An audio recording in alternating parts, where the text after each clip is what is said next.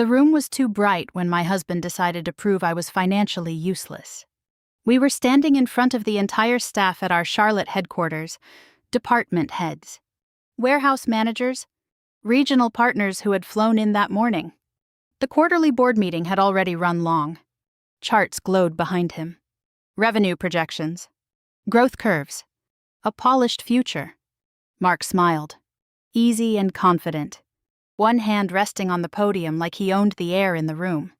And of course, he said lightly, glancing toward me, Claire doesn't really handle the financial side. She's financially useless. He chuckled as if he'd delivered a harmless joke. I make the real money decisions. A few people laughed. Too quickly. Too politely. Others stared at the table. One of our regional directors shifted in her seat. I caught Linda Shaw from the board going still, completely still, her pen frozen above her notebook. My face burned, but I didn't speak. Mark kept smiling. He thought he'd just reinforced his authority. He thought he'd pushed me back into the shadow he preferred me in.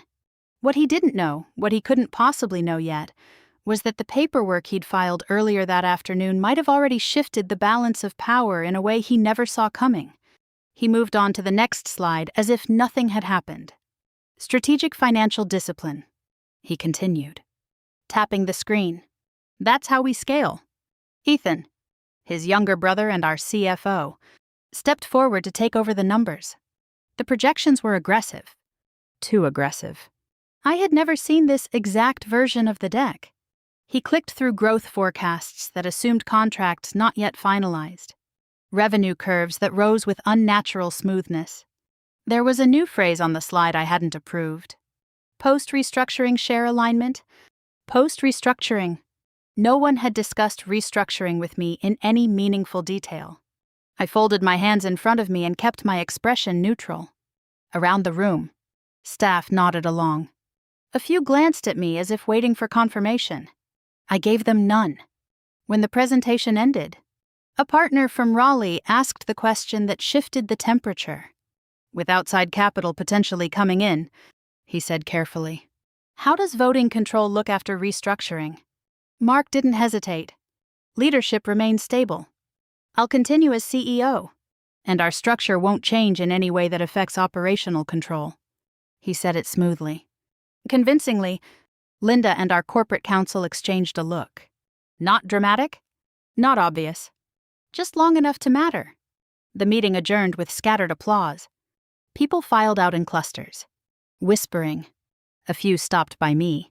He didn't mean it like that. One of the operations managers said softly, it was just a joke. Someone else added. I smiled. Of course. Inside, something colder than embarrassment was forming. Back in my office, I closed the door and let the quiet settle. I replayed his exact words. Financially useless. I had negotiated our first supplier contract 12 years ago. I had structured our initial capitalization before we were even married. I had spent nights at our kitchen table balancing cash flow when we were 2 months away from missing payroll. Financially useless. My phone buzzed on the desk. A calendar reminder flashed across the screen. Founders Agreement. Annual review check. I stared at it. I had set that recurring reminder years ago after our lawyer insisted we revisit the original documents annually, even if nothing seemed urgent. Most years, it passed quietly. We skimmed the agreement, confirmed nothing needed updating, and moved on. This year, it felt different. I opened our secure document archive and navigated to the original Founders Agreement. The one drafted before our wedding. The one my uncle had insisted we structure properly. Just in case. Section 7. I hovered over it but didn't open it yet. A knock sounded against my door before I could decide. Mark stepped in without waiting for permission. You look upset, he said, closing the door behind him. His tone was half concerned, half dismissive. You called me financially useless, I said evenly. He sighed, as if I were the one being unreasonable. Claire, it was a joke. We're negotiating with private equity. I need to project decisive leadership. By undermining me. You've never liked the finance side anyway, he said. Let me handle it. This restructuring is time-sensitive. Restructuring. You already filed something, I asked. There was a pause. Barely half a second. Just preliminary documentation, he said. Standard procedure. Preliminary documentation. Without my signed consent, I asked quietly. He frowned. It's not that formal yet? Don't make this into a power struggle. Power struggle. He left my office believing he'd settled it. The moment the door clicked shut, I opened Section 7. If a structural restructuring was initiated without unanimous founder consent, the contingency control clause would activate automatically until board review concluded. No vote required to trigger it. Only initiation. And if preliminary documentation counted as initiation, then, as of that filing timestamp earlier that afternoon, while he was smiling in front of the entire staff, temporary voting authority had already shifted. He thought he had just reduced me to a joke. What he might have done instead was hand me control. I got to the office before sunrise, the way I used to when this company was nothing but a rented warehouse and a folding table. The building was quiet, the hallways dim, the glass walls of the executive wing reflecting back a version of me that looked steadier than I felt. The words from the quarterly meeting still rang in my ears.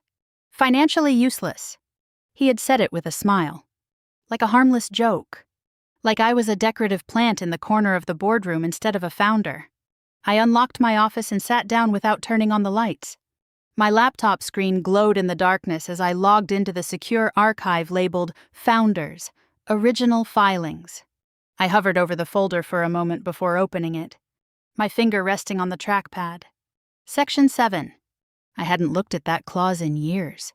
Why did I insist on drafting it that way back then? 12 years earlier. We weren't even married yet. We were engaged. Still flushed with the excitement of building something from scratch. We had rented a warehouse just outside Charlotte, with cracked concrete floors and a loading dock that stuck whenever it rained. We didn't have investors. We didn't have a board.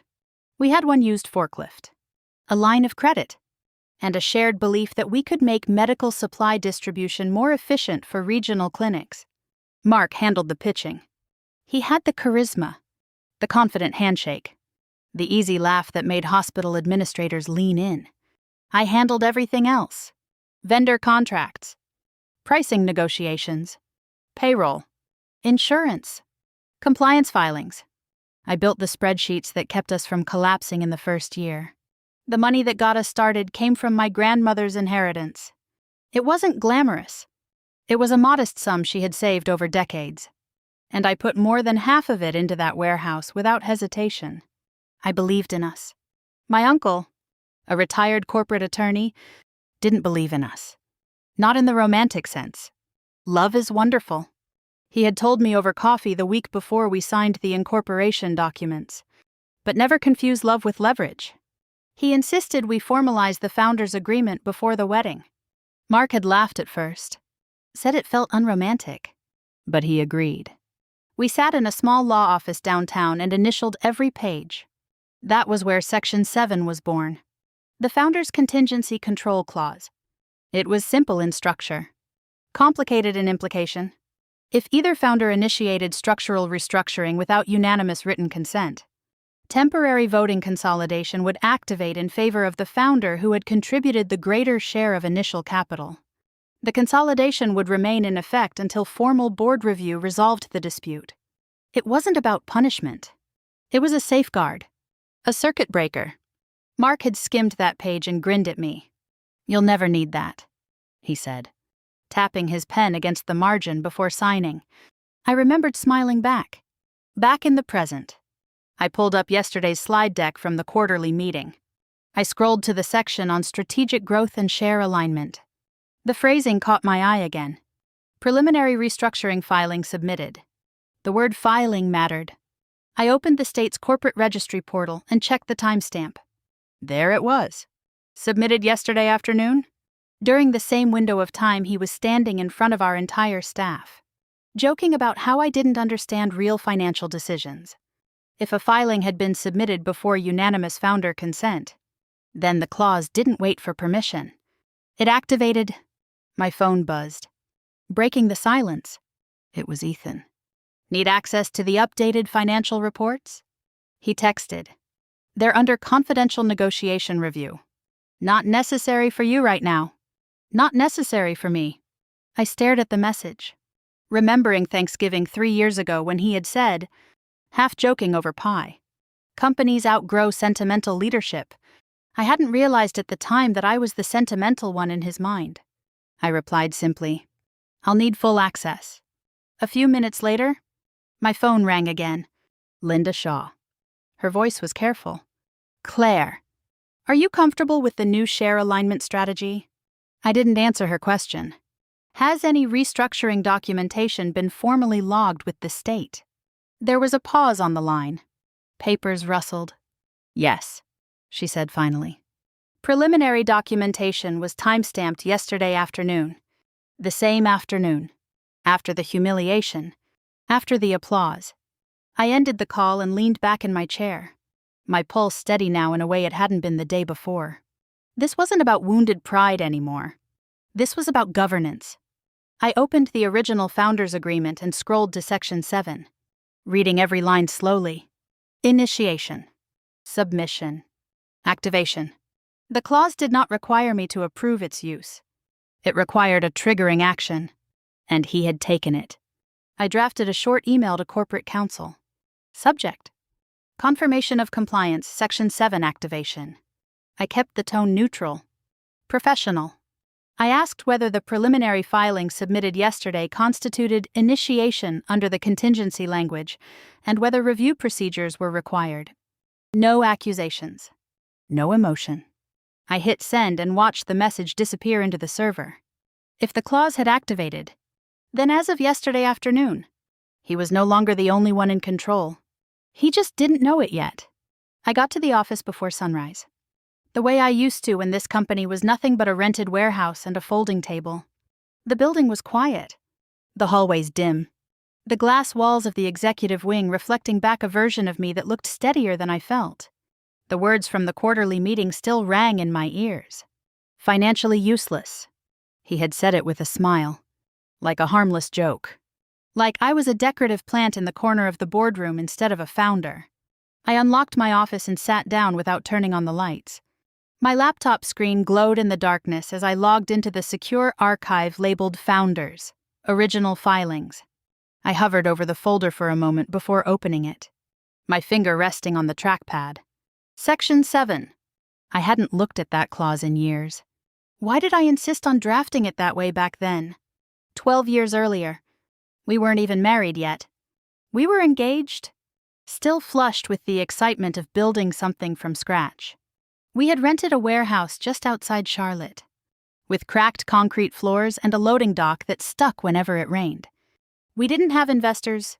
We didn't have a board. We had one used forklift, a line of credit, and a shared belief that we could make medical supply distribution more efficient for regional clinics. Mark handled the pitching. He had the charisma, the confident handshake, the easy laugh that made hospital administrators lean in. I handled everything else. Vendor contracts, pricing negotiations, payroll, insurance, compliance filings. I built the spreadsheets that kept us from collapsing in the first year. The money that got us started came from my grandmother's inheritance. It wasn't glamorous. It was a modest sum she had saved over decades. And I put more than half of it into that warehouse without hesitation. I believed in us. My uncle, a retired corporate attorney, didn't believe in us. Not in the romantic sense. Love is wonderful. He had told me over coffee the week before we signed the incorporation documents. But never confuse love with leverage. He insisted we formalize the founders' agreement before the wedding. Mark had laughed at first, said it felt unromantic. But he agreed. We sat in a small law office downtown and initialed every page. That was where Section 7 was born. The Founders' Contingency Control Clause. It was simple in structure, complicated in implication. If either founder initiated structural restructuring without unanimous written consent, temporary voting consolidation would activate in favor of the founder who had contributed the greater share of initial capital. The consolidation would remain in effect until formal board review resolved the dispute. It wasn't about punishment. It was a safeguard. A circuit breaker. Mark had skimmed that page and grinned at me. "You'll never need that," he said, tapping his pen against the margin before signing. I remembered smiling back. Back in the present, I pulled up yesterday's slide deck from the quarterly meeting. I scrolled to the section on strategic growth and share alignment. The phrasing caught my eye again. Preliminary restructuring filing submitted. The word filing mattered. I opened the state's corporate registry portal and checked the timestamp. There it was. Submitted yesterday afternoon. During the same window of time, he was standing in front of our entire staff, joking about how I didn't understand real financial decisions. If a filing had been submitted before unanimous founder consent, then the clause didn't wait for permission. It activated. My phone buzzed, breaking the silence. It was Ethan. "Need access to the updated financial reports." He texted, "They're under confidential negotiation review. Not necessary for you right now. Not necessary for me." I stared at the message, remembering Thanksgiving 3 years ago when he had said, half joking over pie, "Companies outgrow sentimental leadership." I hadn't realized at the time that I was the sentimental one in his mind. I replied simply, "I'll need full access." A few minutes later, my phone rang again. Linda Shaw. Her voice was careful. "Claire, are you comfortable with the new share alignment strategy?" I didn't answer her question. "Has any restructuring documentation been formally logged with the state?" There was a pause on the line. Papers rustled. "Yes," she said finally. Preliminary documentation was time-stamped yesterday afternoon. The same afternoon. After the humiliation, after the applause. I ended the call and leaned back in my chair. My pulse steady now in a way it hadn't been the day before. This wasn't about wounded pride anymore. This was about governance.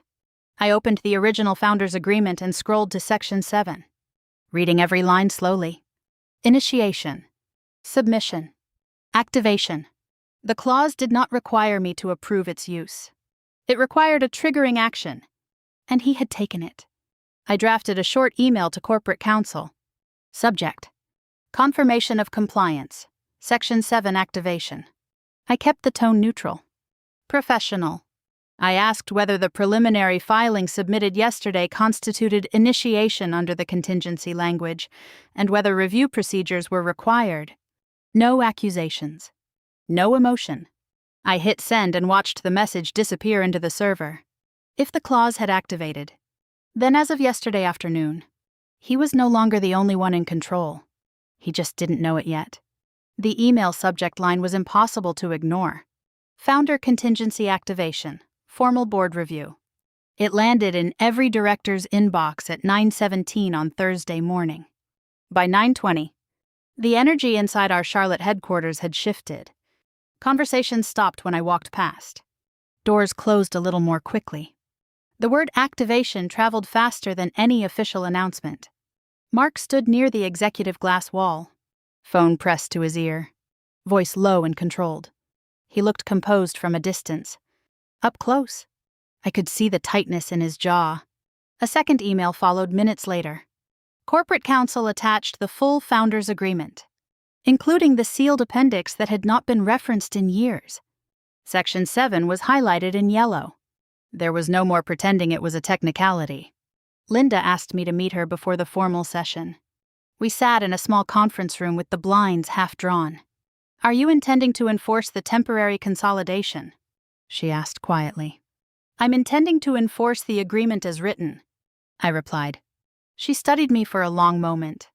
Private equity flagged structural ambiguity during early due diligence. They asked about founder protections.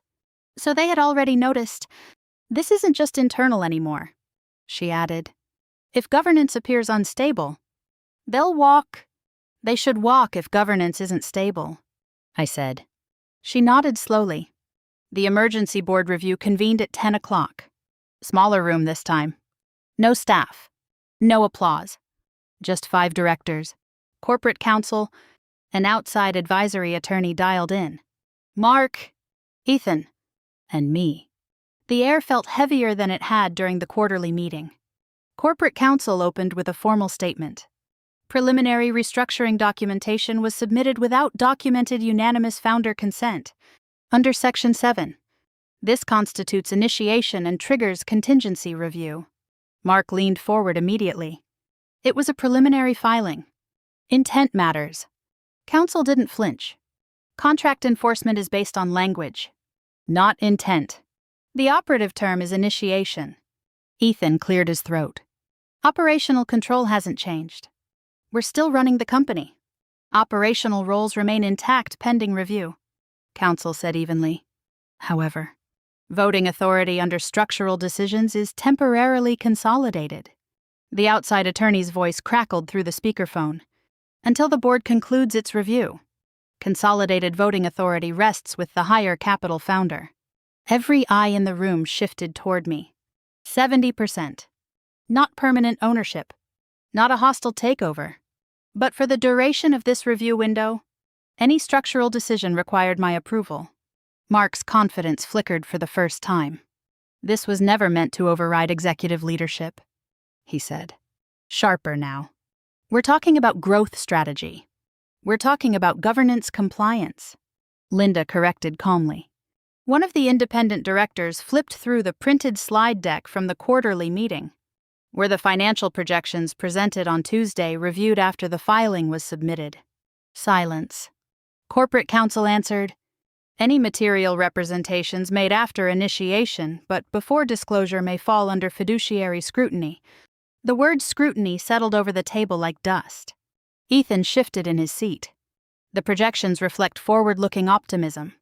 That's standard in investment discussions. Were all founders given access to the updated projections prior to filing? Another director asked.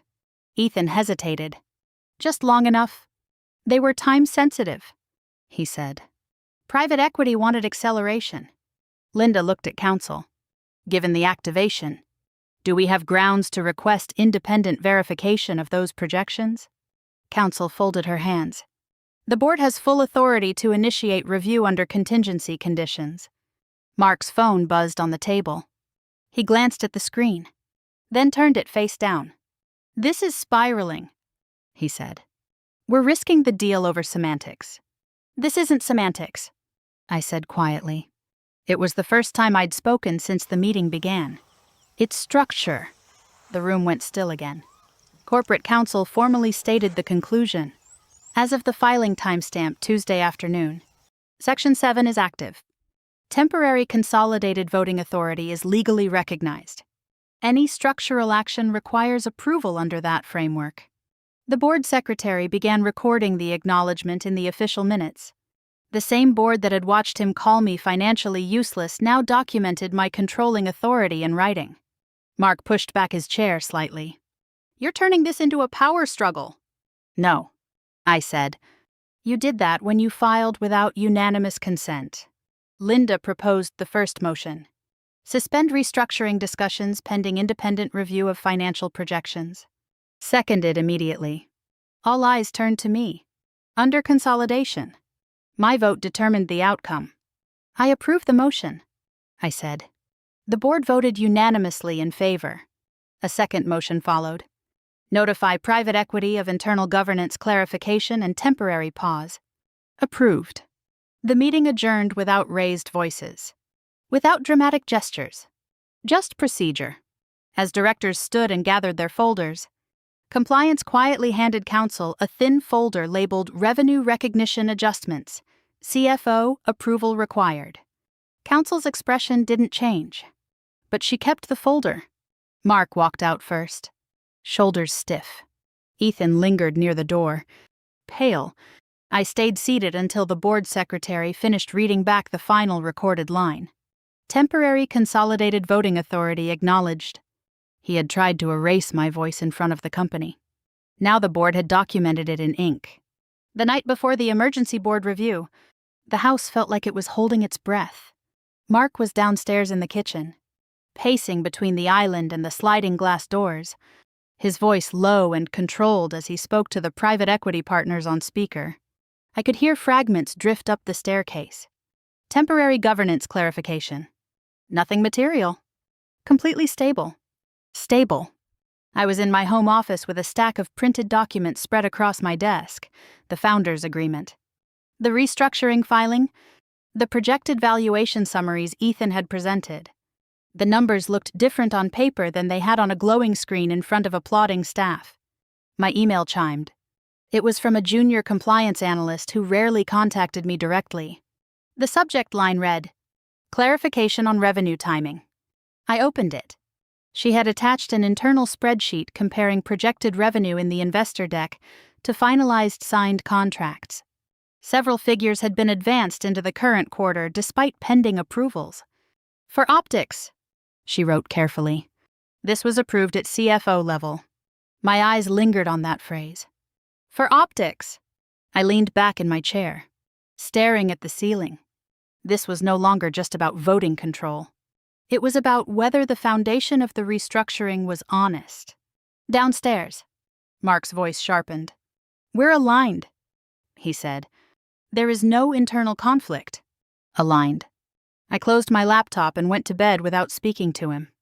The next morning, the kitchen felt staged. Coffee brewed. Toast popped up. He was already dressed in a navy suit. You're making this bigger than it needs to be, he said without looking at me. I'm asking for clarity, I replied. It's a technical review, he insisted. The board understands that. The private equity team understands that. They flagged contingent protections, I said quietly. That's not nothing. He finally looked up. Claire, don't turn this into something personal. Personal. He grabbed his briefcase. We have a celebration dinner tentatively scheduled for next week. They're flying in. Let's not derail that because you're upset. I didn't respond. I just finished my coffee and left for the office. The boardroom that morning was smaller than the one we used for all-hands meetings. No staff. No projections. Just 5 board members. Corporate counsel, our outside advisory attorney dialed in. Mark, Ethan, and me. The air felt procedural. Clinical. Corporate counsel opened the meeting. As you are aware, she began. A preliminary restructuring filing was submitted without unanimous founder consent. Under Section 7 of the Founders' Agreement, this constitutes initiation and triggers temporary voting consolidation pending review. Mark leaned forward. This was a preliminary step, he said. There was no intent to override governance. Intent is not the operative term, counsel replied calmly. Initiation is... The outside attorney's voice crackled through the speakerphone. Under the contract language, voting authority consolidates with the higher capital founder during the review window. 70%. Ethan shifted in his seat. Operational control remains unchanged, he said quickly. This is symbolic. One of the independent board members cleared his throat. Symbolic authority that determines strategic votes is not symbolic. Silence settled. Then the same board member continued. Before we address voting structure, I'd like to understand the revenue projections presented during the quarterly meeting. Ethan straightened. They reflect forward growth. Forward growth based on finalized contracts. Linda asked. Ethan hesitated. Based on strong pipeline visibility. Corporate counsel glanced down at a document. We have received internal concerns regarding timing of revenue recognition in those projections. I felt Mark's eyes on me. You escalated that, he asked sharply. I didn't need to, I said evenly. The board did. The outside attorney spoke again. If restructuring filings were made using materially optimistic projections not yet finalized, that could raise fiduciary concerns. Fiduciary concerns. This was shifting. Mark's jaw tightened. We are negotiating a high-stakes investment. Timing matters. And accuracy matters more, Linda said. Corporate counsel continued. Under Section 7, temporary voting consolidation is acknowledged as active. During this period, any structural decisions require approval from the consolidated authority. She looked at me. For the first time since the humiliation in front of the staff, the room was not laughing. It was listening. Additionally, she added, Failure to respect the activation could expose the company to governance litigation. Litigation. The word hung heavy in the air. Mark leaned back slowly. "So what exactly are you proposing?" he asked. Linda folded her hands. "An independent review of the financial projections supporting the restructuring." Ethan exhaled sharply. "That will delay everything." "Delay is preferable to liability," another board member said. They voted quickly. Restructuring discussions were suspended pending independent audit. The private equity firm would be notified of an internal governance clarification process. Temporary voting consolidation remained in effect. As the meeting adjourned, chairs scraped softly against the floor. Mark stood abruptly and left the room without looking at me. Ethan lingered. Speaking quietly with corporate counsel, I stayed seated while the board secretary read back the official record. Temporary majority voting authority recognized under contingency clause activation. It was written down now. Documented. The same board that had witnessed my public dismissal was recording my authority in formal minutes. When I finally stood, the room was nearly empty. This had never been about embarrassment. It had become about accountability. And as I walked back to my office, I understood something clearly for the first time. He had tried to diminish my voice in front of the company. Instead, he had triggered a process that forced the board to hear it. The audit firm arrived on Monday morning with 2 laptops, 3 binders, and the kind of polite neutrality that makes everyone nervous. By then, the rumor mill had already done its damage. Staff whispered in corners.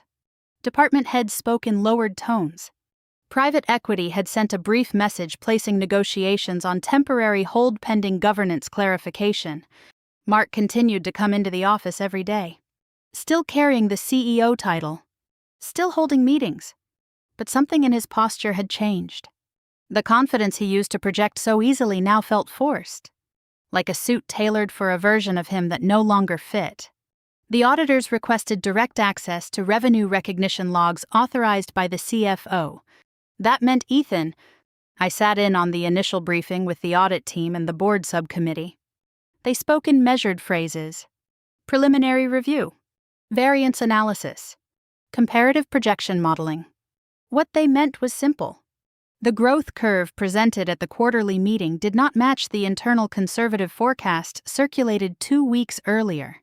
Several projected contracts had been treated as near certainties despite lacking signed agreements. One auditor slid a printed email across the table. It was from Ethan to the accounting team. "Accelerate recognition for optics." It read, "We need to reflect forward momentum before external review. Optics." Linda leaned back in her chair slowly. Were these accelerated projections included in the restructuring filing? "Yes," the auditor said. "They appear consistent with numbers referenced in the preliminary submission." That meant the filing triggering the contingency clause was built on inflated assumptions. The question shifted from whether governance had been bypassed to whether fiduciary duty had been compromised. Later that afternoon, the board privately questioned Mark about oversight. "I relied on my CFO," he said. "We were moving quickly. The market window for this investment deal is narrow." "Did you review the underlying contracts tied to projected revenue?" counsel asked. "They were in progress." "Were you aware that an internal accounting manager flagged concern about forward recognition prior to filing?" Silence lingered longer this time. "I don't recall seeing that objection," Mark said finally. Back at home that evening, the tension was no longer contained inside conference rooms. "You pushed this," he said as soon as I walked into the kitchen. "The audit, the review, all of it. The board pushed it," I replied. "Under the clause you triggered." "You're enjoying this," he accused. I met his eyes. "No, I'm protecting what we built." He ran a hand through his hair. "Do you understand what happens if private equity walks? We lose leverage. We lose growth. If growth depends on numbers that don't exist yet," I said quietly, "then it isn't growth. It's risk." For a moment, something raw flickered beneath his anger. "I felt pressure," he admitted. "Competition is tightening. Margins are thinner. We needed momentum. By presenting projections as certainty, I asked. He didn't answer. The following day, Ethan sat across from the audit team alone. He framed the accelerated revenue recognition as standard industry practice. He argued that forward modeling was necessary to attract serious investors. The auditors listened without reacting. By late afternoon, they uncovered another draft document prepared for private equity. It omitted any mention of the contingency control clause entirely. Not outdated language. Omitted. When that detail reached the board, the atmosphere shifted again. If investor materials failed to disclose active founder protections, counsel said, the company could face liability exposure. Private equity sent a second message that evening. Governance stability must be demonstrated before negotiations resume. On Wednesday, the board reconvened. Corporate counsel summarized interim findings. Material projection inflation. Incomplete disclosure and draft investor memorandum. Filing initiated without unanimous founder consent.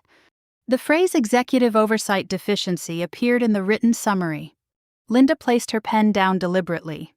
Given these findings, I moved to suspend the CFO pending completion of the audit. The vote passed quickly. Ethan was removed from his role effective immediately.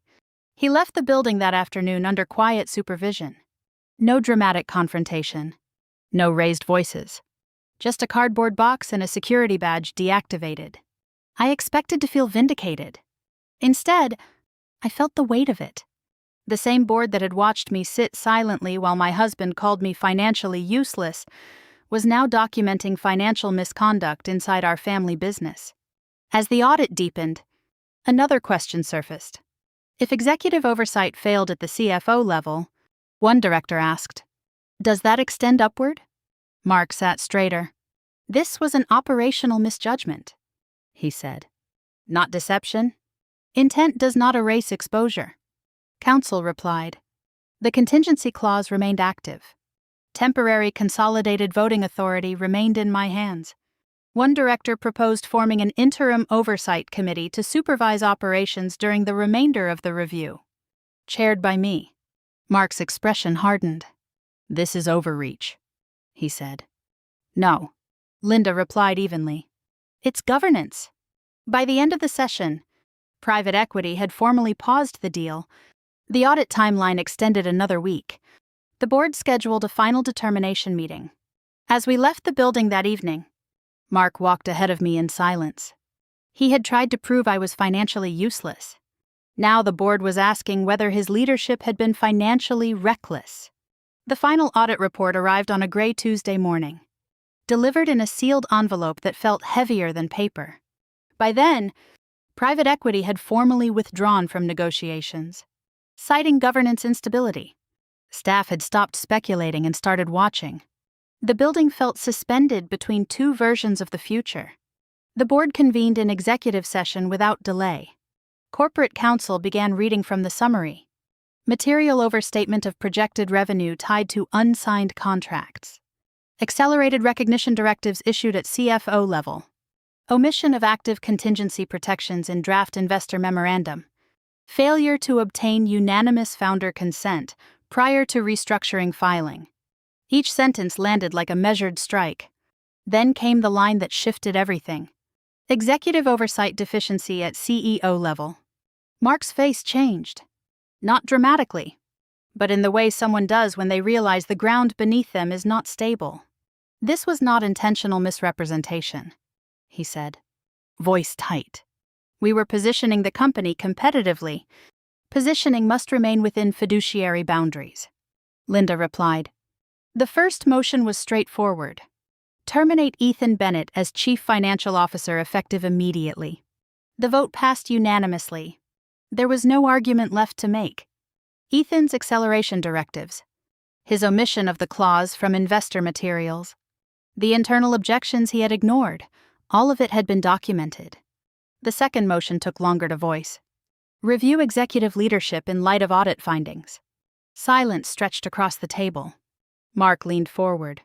You're going to dismantle the company over an aggressive forecast. This isn't about aggression, another director said calmly. It's about accountability. Corporate counsel clarified that the contingency clause remained active until governance stability was restored. That meant my consolidated voting authority was still in effect. 70%.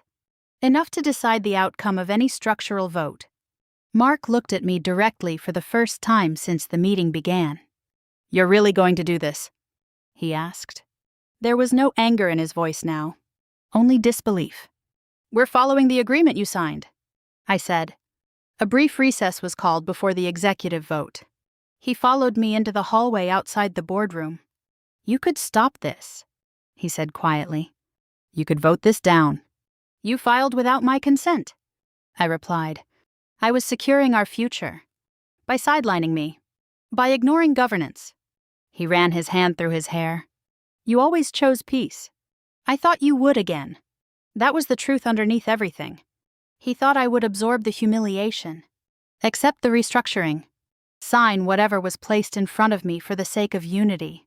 "You underestimated me," I said. "And you're enjoying this?" he asked. "No," I answered honestly. "I'm protecting what we built." We returned to the boardroom. The motion was stated clearly. Place CEO on administrative leave pending leadership transition review. The vote would determine whether Mark remained in operational control while the company stabilized.